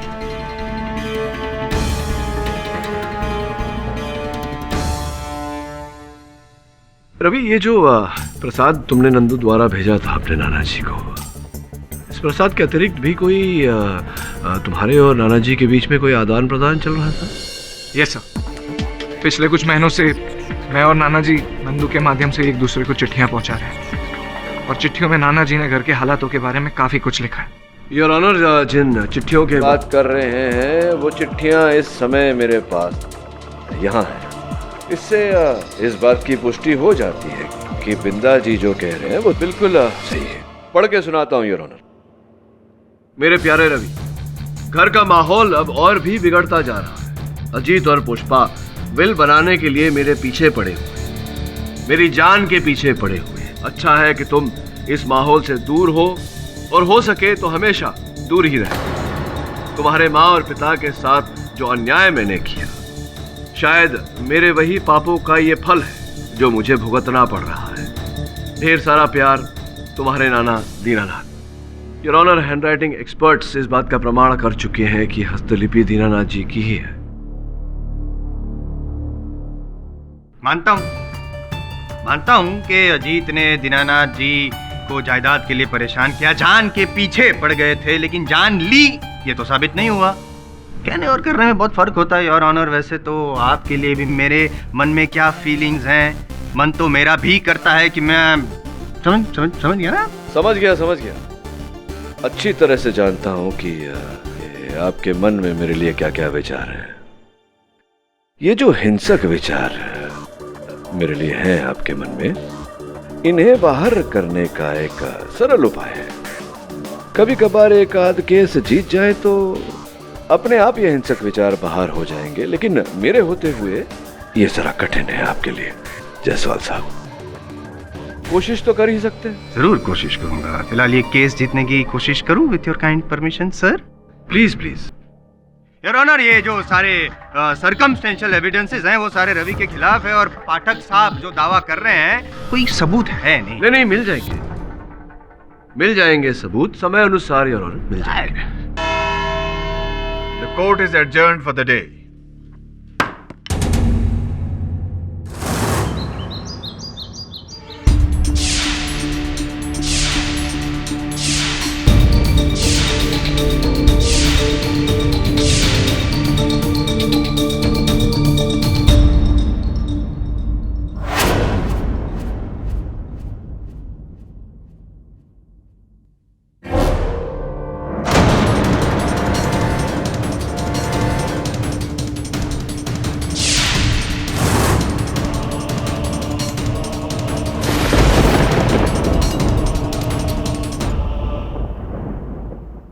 नंदू, तू यहाँ क्या कर रहा है? भाभी जी वो मंदिर में माला चढ़ाने आया था। थैले में क्या है? दिखा। भाभी, इसमें फूल हैं, देख लो। ठीक है, चल जा।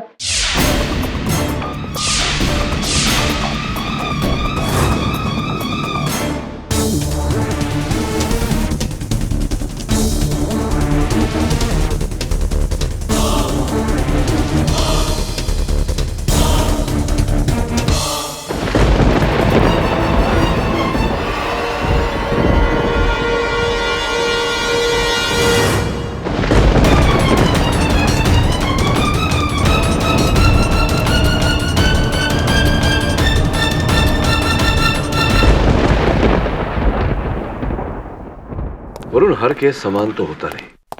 अब अलग केडी बैड न्यूज है। नंदू का खून हो गया, और उसका खून भी उसी जहर से हुआ जिससे कि दीनानाथ जी का खून हुआ था। बड़ी विचित्र बात है। भला नंदू को कोई क्यों मारेगा? ये जहर उसे दिया कैसे गया था सिंह साहब? ये तो पता नहीं चला है, लेकिन जब हमने उसकी खोली में जाकर के पूरी छानबीन की तो हमें वहां पर कुछ खाने की चीज भी नहीं मिली। लेकिन एक विचित्र बात यह निकली कि उसकी खोली से हमें 20,000 रुपए का बंडल मिला। सर, जिसके घर में खाने को कुछ नहीं, उसके पास 20,000 रुपए आए कहां से? सोचने वाली बात है। सवेरे नंदू कहाँ गया था ये पुलिस ने पता लगाया? हम उन सभी जगहों पे गए जहां वो फूल लेके जाता है, लेकिन वो आज सिर्फ दीनानाथ जी के घर गया था। लेकिन जब हमने उसके फूल की थैली को देखी, सारे के सारे फूल जस के तस रखे हुए हैं। केडी, मुझे पूरा शक है उसने दीनानाथ जी के ही कमरे से 20,000 रुपए चुराए। क्यों? ऐसा क्यों लग रहा है आपको सिंह साहब? हमें पुष्पा ने बताया कि आज उसने सुबह सुबह नंदू को दीनानाथ जी के कमरे से बाहर निकलते देखा, और उस वक्त नंदू के अलावा और कोई नहीं था उस कमरे में। मुझे पूरा शक है, शक ही नहीं बल्कि यकीन है कि ये पैसे उसने उनके कमरे से चुराए हैं। हो सकता है। इतने वर्षों से नंदू दीनानाथ जी के कक्ष में जाता था फूल रखने। दीनानाथ जी पैसे कहाँ रखते थे ये तो उसे पता ही होगा।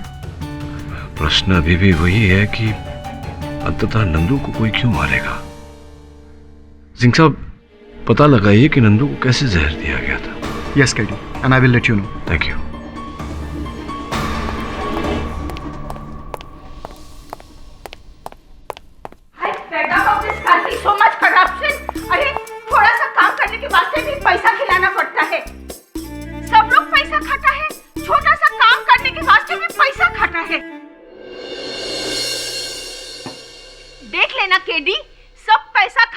मरेगा।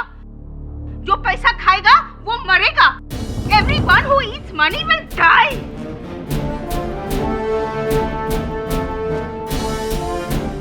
नंदू भी पैसे का कर मरा क्या? योर ऑनर, ये सत्य है कि दीनानाथ जी की मृत्यु विष के सेवन से हुई है, किंतु वो विष उस समय उस प्रसाद में नहीं था जो प्रसाद रवि ने नंदू के द्वारा उन्हें भिजवाई थी। उस प्रसाद में बाद में जहर डाला गया ताकि इस हत्या का दोष रवि पे डाला जा सके। नहीं, अगर ऐसा जैसा आप कह रहे हैं वैसा है तो फिर दीनानाथ जी के शरीर में वो जहर आया कहाँ से जब प्रसाद में था ही नहीं? नहीं, इसलिए बोल रहा हूँ मैं क्योंकि जो स्टमक वॉश किया गया दीनानाथ जी का, उससे ये साबित होता है कि दिन भर में दीनानाथ जी ने कुछ भी नहीं खाया था सिवाय ये प्रसाद। तो फिर वही सवाल पूछ रहा हूँ कि दीनानाथ जी के पेट में वो जहर आया कहाँ से? नहीं, मैं बताता हूँ। ये भी हो सकता है कि वो जो हत्यारा है योर ऑनर, उसने वो मुंह पकड़ के दीनानाथ जी के मुंह में ठोस दिया वो जहर। नहीं, और एक ऑप्शन है, ये भी हो सकता है कि दीनानाथ जी को ऐसा लगा होगा कि जिंदगी बीत गई, लाइफ में कभी जहर टेस्ट नहीं किया, चलो ट्राई करके देखते हैं, मुझे मरने का बड़ा शौक है। हो गया आपका? ओके योर ऑनर, वास्तविकता तो ये है कि दीनानाथ जी के शरीर में जहर इन नोटों के बंडल द्वारा प्रवेश किया। मतलब दीनानाथ जी ये जहर वाली नोट खा गए? नहीं, चाट। क्या कर गए? चाट के? हाँ। नोट चाटता है कोई? नहीं, देखिए, एक कृपया कर इसे जरा गिनेंगे। रिश्वत नहीं नोटों को? नहीं, मजाक कर रहा हूँ। गिनूंगा मैं, आप कहते तो जरूर गिनूंगा। एक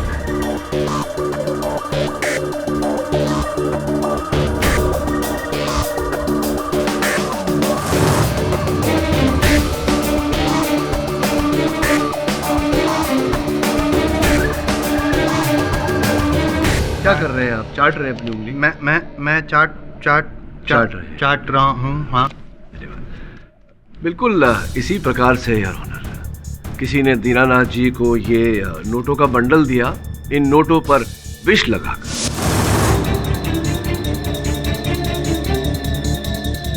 और जैसा कि कई लोगों की आदत होती है, उंगलियों को गीला करने के लिए वो अपने जीभ से चाट लेते हैं, दीनानाथ जी ने भी ऐसा किया और नोटों पे लगा विष उनकी उंगलियों द्वारा, उनके जीभ द्वारा उनके शरीर में प्रवेश कर गया।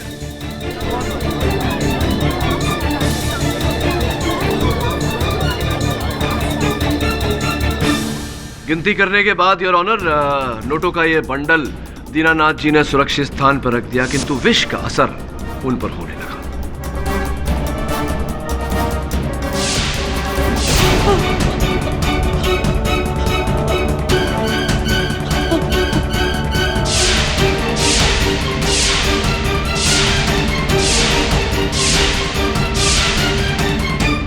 योर ऑनर, नंदू की मृत्यु भी वास्तव में एक यूं ही अकस्मात ही हुई है।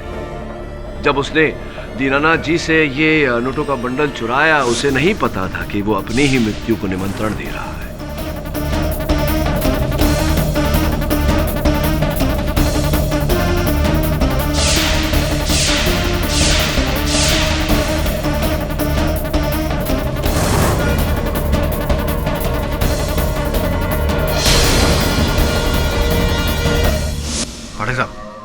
ग्रेट यार, रियली।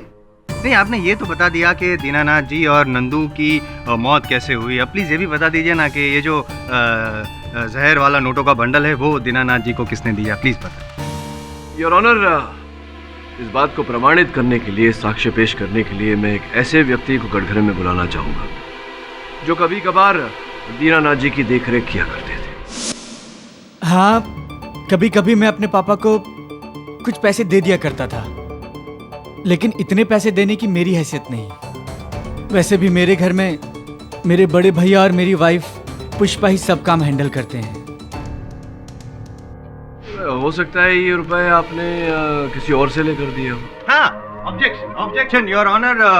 अभी जतिन जी ने कहा कि कभी कभी वो पैसे दिया करते थे, से ये साबित नहीं होता ये जो नोटों का बंडल है 20,000 रुपए वाला जहर वाला, वो उन्होंने ही दिया था दीनानाथ जी को, नहीं ना? ऐसा आपको लगता है? अगर लगता है तो प्लीज साबित कर दीजिए ताकि मुझे बुरा ना लगे। साबित तो करूंगा योर ऑनर, लेकिन इसके लिए मुझे थोड़ा समय चाहिए। The court is adjourned for the day. देखिए अजीत जी, आप आप लोगों को कष्ट देने का उद्देश्य नहीं है हमारा। हम केवल एक रात दीनानाथ जी के शयन कक्ष में गुजारना चाहते हैं। हुआ ये कि कल एक बार फिर कल रात को रवि को दीनानाथ जी दिखाई पड़े और उन्होंने रवि से कहा कि उनकी हत्या का ये जो भेद है वो उनके कमरे में छिपा हुआ है। बस यही भेद जानने के लिए हम वहां एक रात बिताना चाहते हैं। खेड़ी साहब, क्या आप भी ये भूत प्रेत के चौंचलों में विश्वास रखते हैं? अरे वो रवि झूठ बोल रहा है, वो ड्रामा कर रहा है।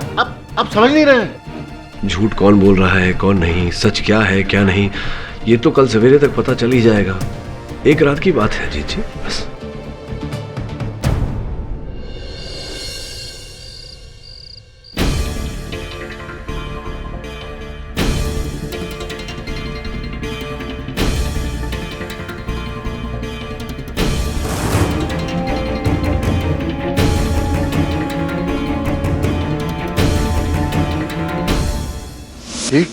ये वकील ने अब एक नया ड्रामा शुरू कर दिया। ये बुढ़ा हमें मरने के बाद भी चैन से जीने नहीं देगा। भाई साहब ऐसा मत कहिए, बाबूजी की आत्मा बुरा मान जाएगी। पुष्पा! अरे मैं सच कह रही हूँ भाई साहब, बाबूजी की आत्मा यही कही है। मैंने भी अपनी माँ की आत्मा को देखा था, देखना उसको भी दिखाई देगी, मुझे यकीन है।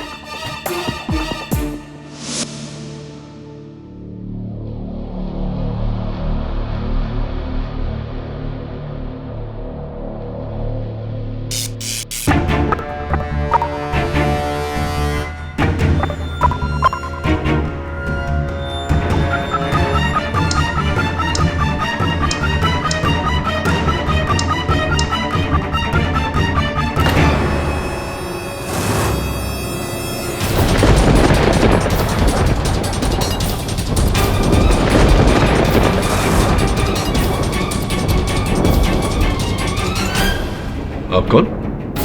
मैं दीनानाथ तिवारी। लेकिन दीनानाथ तिवारी जी का तो देहांत हो गया है। मैं मरा नहीं हूं, मुझे मार दिया गया है और मुझे मारने वाले का नाम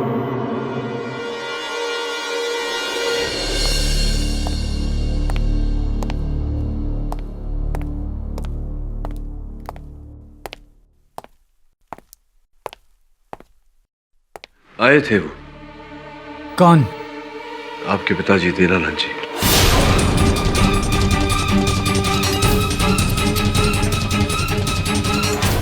क्या कहा उन्होंने? कहा तो कुछ नहीं, बस हत्यारे का नाम बताया।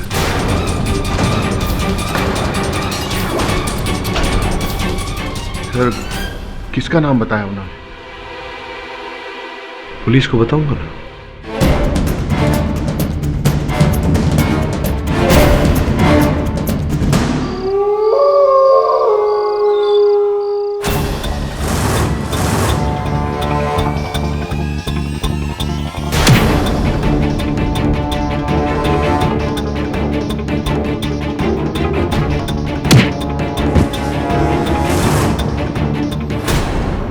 योर ऑनर, मेरे मौखिल रवि अदालत से विनती करना चाहते हैं, आपकी अनुमति हो तो। अनुमति है। योर ऑनर, जब कल रात लॉकअप में मैं बंद था, मुझे पता है आपको बिलीव नहीं होगा, पर नाना जी फिर मुझसे मिलने आए थे और उन्होंने मुझसे कहा कि वो आज यहाँ हमारे बीच आएंगे और अपने कातिल का नाम बताएंगे।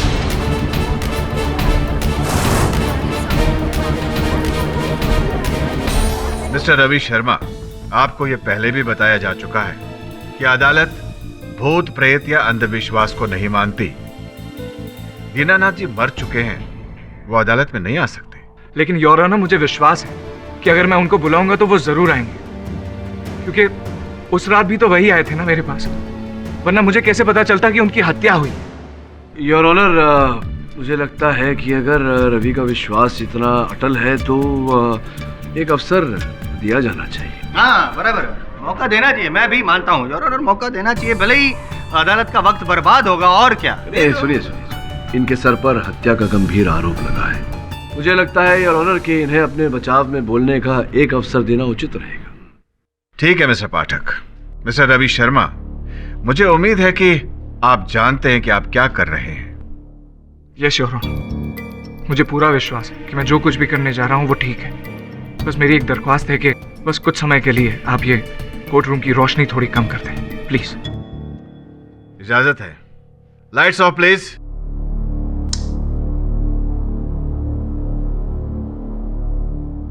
नाना जी, क्या आप मुझे सुन पा रहे हैं? नाना जी, आपको आना होगा। आपने कहा था आप आएंगे और मुझे यहां से बचाएंगे। नाना जी, क्या आप अपने नाते को बचाने नहीं आएंगे? आइए नाना जी, हम सबको यहाँ आपका इंतजार है। आपके नाते को आपकी जरूरत है नाना जी। मुझ पर झूठा इल्जाम लगा रहे हैं ये लोग। नाना जी आइए, नाना जी प्लीज आइए।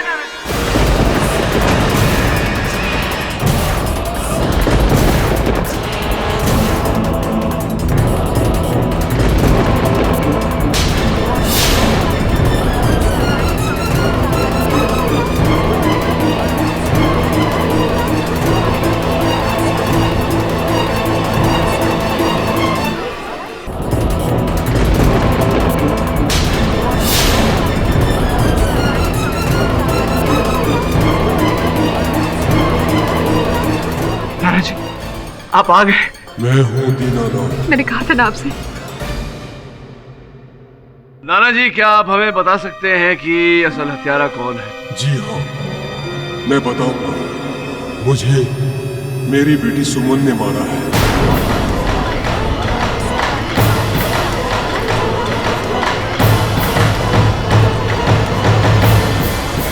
ये सब बकवास है, बकवास। प्लीज लाइट्स ऑन करवाइए।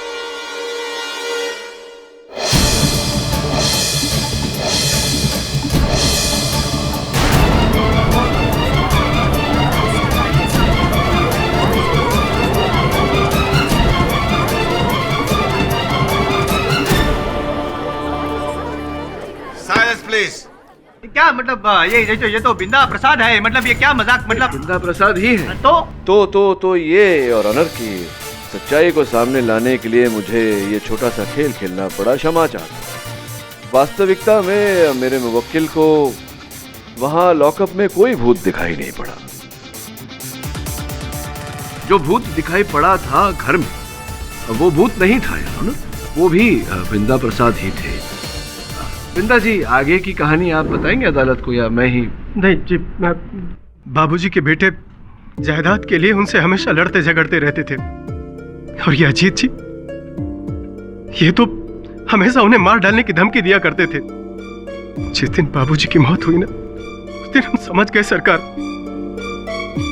कि इन्हीं लोगों में से किसी ने बाबूजी को मार दिया।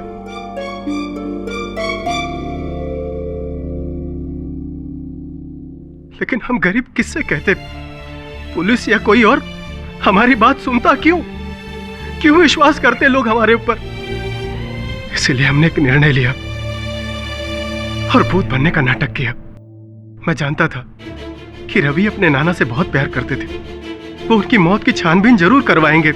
सरकार, जिस दिन बाबूजी की मौत हुई ना, उस रात मेरे सर में बहुत दर्द था। मैं अपने कमरे में सोया हुआ था और जैसे ही पुष्पा और सुमन वगैरह के रोने की आवाज आई, मैं समझ गया साहब कि मेरे बाबूजी की मौत हो गई। मेरे बाबूजी को मार दिया इन लोगों ने।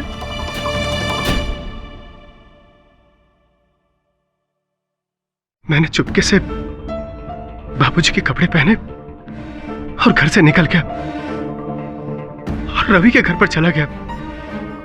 लेकिन वहां पर रवि नहीं था। मैं बिजली बंद करके रवि का इंतजार करने लगा।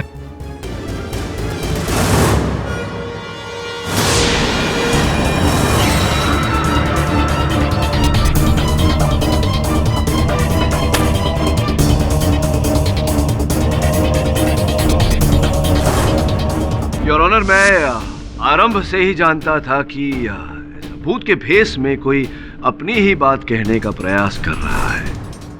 इसीलिए इस भूत के भेद को जानने के लिए मैंने एक रात दीनानाथ जी के कक्ष में बिताई। तो पता चला कि आप कौन? मैं दीनानाथ तिवारी। लेकिन दीनानाथ तिवारी जी का तो देहांत हो गया। मैं मरा नहीं हूँ, मुझे मार दिया गया है। और मुझे मारने वाले का नाम मेरी बेटी सुमन ने मारा है। अरे सुनिए दीनानाथ जी, एक बार अपनी शक्ल तो दिखाइए।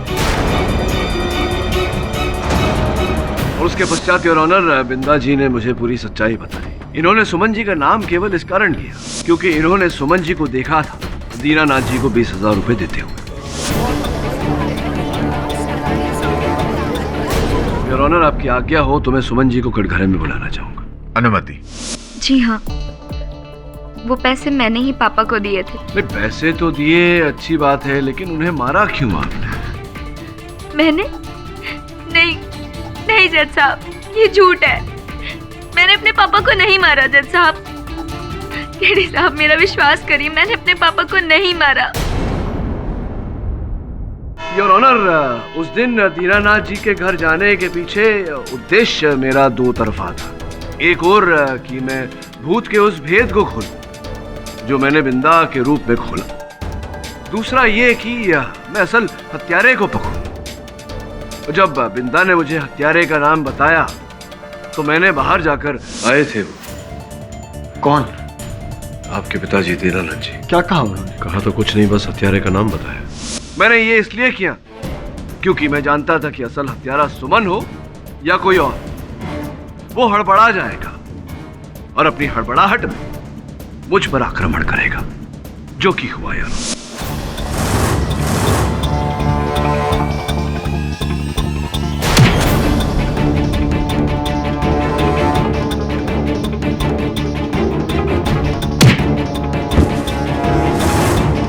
योर ऑनर, मेरे हाथों में आ गई कान की ये बाली, जिसका अर्थ ये हुआ कि जिसकी भी ये बाली थी उसका कान कट चुका था। सुमन जी विश्वास करते हैं आप पर कि आपने अपने पापा को नहीं मारा, किंतु परंतु आप पर, आपकी बातों पर जितना विश्वास मैं कर पा रहा हूं, दुर्भाग्यवश आपके पतिदेव की बातों पर उतना विश्वास नहीं हो रहा मुझे। सतीश जी आइए ना। ये क्या हुआ आपके कान में? चोट लग गई? वो जी दरअसल वो, चलिए जाने दीजिए इस बात को। तो ये बताइए, आपकी बाली है? जी नहीं, ऐसी बालियां तो बाजार में मिल जाती हैं, किसी की भी हो सकती हैं। हाँ, बात तो सही है आपकी, ऐसी तो बालियां अनेक मिलती हैं बाजार में। कटे हुए कान नहीं मिलते। आपके कानों में ये चोट कैसे कट गया कान? आप ये जी, बात दरअसल ये है कि नहाते समय टॉवल मेरी बाली में फंस गया था और मेरा कान कट गया। झूठ बोल रहे हैं आप सतीश जी। सत्य तो ये है योर ऑनर के इन्हीं ने दीनानाथ जी की हत्या की। यही थे जिन्होंने उन नोटों पर जहर लगाया और अपनी पत्नी के जरिए दीनानाथ जी तक पहुंचाया। यही थे जिन्होंने मुझे मारने का प्रयास किया, मुझ पर आक्रमण करके। माने या ना माने, आप ही थे सतीश जी। और इस बात का एक और साक्ष्य है मेरे पास। योर ऑनर, जिस दिन दीनानाथ जी की हत्या हुई उसके एक दिन पूर्व भी सतीश जी ने उन्हें मारने का प्रयास किया था, एक गुंडे को उनके शयन कक्ष में भेजकर। जब वो गुंडा घर के पिछवाड़े की पाइप से उनके शयन कक्ष में जाने का प्रयास कर रहा था, उसी समय मेरे मुवक्किल रवि वहां दीनानाथ जी से मिलने पहुंचे।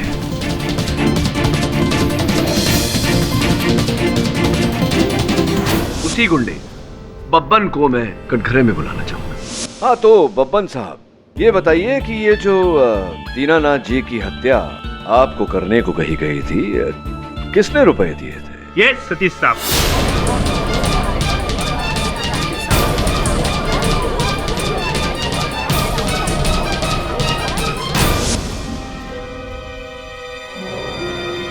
जी हाँ जज साहब, दीनानाथ जी का खून मैंने ही किया है।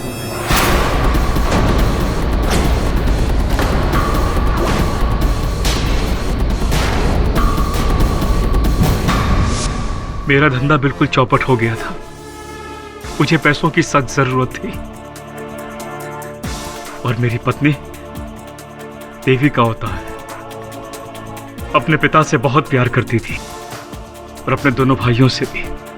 मेरे कहने के बावजूद ये अपना हक नहीं मांगना चाहती थी और मैं अच्छी तरह जानता था इसके ये दोनों कमीने भाई अपने बाप को टॉर्चर करके उनकी सारी जायदाद खुद के नाम पर लिखवाने के लिए तैयार बैठे थे। पर अगर ऐसा हो जाता जज साहब तो मेरे हाथ एक ढेला नहीं आता। इसीलिए मैंने प्लान बनाया कि मैं दीनानाथ जी को मार डालूंगा। मैंने बब्बन को भेजा कि वो दीनानाथ जी को मार के उनके कमरे की कुछ चीजें चुरा लें ताकि हत्या और लूट का मामला लगे। लेकिन ये रवि वहां पहुंच गया और इसने मेरा प्लान फ्लॉप कर दिया। फिर दूसरे दिन मैंने नोटों पे जहर लगा के सुमन के जरिए नोट दीनानाथ जी को पहुंचा दिए। योर ऑनर, मेरी पत्नी बिल्कुल निर्दोष है। इस बेचारी को तो यह तक नहीं पता कि नोटों पर जहर लगा था। मैं केमिस्ट्री का स्टूडेंट रह चुका हूं। जहर की अच्छी पहचान है मुझे। मैंने नोटों पर ऐसा जहर लगाया जिससे यह साबित हो जाए कि मरने वाले की डेथ नेचुरल तरीके से हुई है। किसी को शक भी नहीं होगा और दीनानाथ जी की जायदाद बेटे और बेटियों में बराबर बांट दी जाएगी। लेकिन ये रवि, इसने फिर मेरा प्लान फ्लॉप कर दिया। एंड वक्त पे वहां पहुंच गए इसने पोस्टमार्टम का बखेड़ा खड़ा कर दिया। उसी वक्त मैंने डिसाइड कर लिया कि मैं इस रवि को इसके ही जाल में फंसा दूंगा। योर ऑनर, मैंने रवि को वो प्रसाद नंदू को देते हुए देख लिया था।